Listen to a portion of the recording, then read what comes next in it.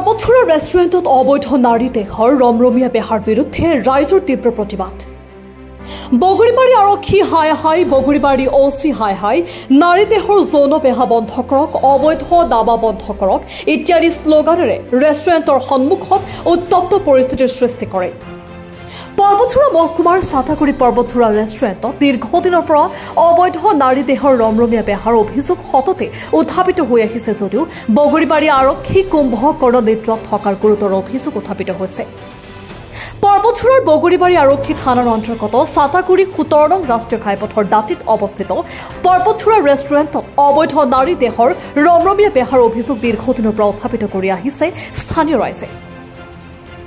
আজি স্থানীয় ৰাইজে উক্ত ৰেষ্টুৰেণ্টত অবৈধ নাৰী দেহৰ ৰমৰমীয়া বেহাৰ বিৰুদ্ধে অভিযান চলাই দুহাল যুৱক যুৱতীক হাতীলোতে ধৰে। লগে লগে বগৰীবাৰী আৰক্ষী ঘটনাস্থলীত উপস্থিত হৈ আটকাধীন যুৱকহালৰ লগতে ৰেষ্টুৰেণ্টৰ স্বত্বাধিকাৰী জোৰান আলীক আটক কৰি থানালৈ লৈ আনে।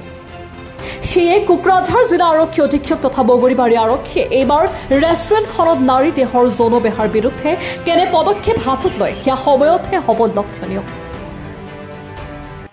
ইয়াত আচলতে এইটো ৰেষ্টুৰেণ্ট আৰু ধাবা হয়, কিন্তু এই ৰেষ্টুৰেণ্ট আৰু ধাবাৰ বিপৰীতে ইয়াত অনৈতিক কাৰ্যক্ৰম চলি থাকে, বিশেষ কৰি নাৰী দেহৰ ব্যৱস্থা।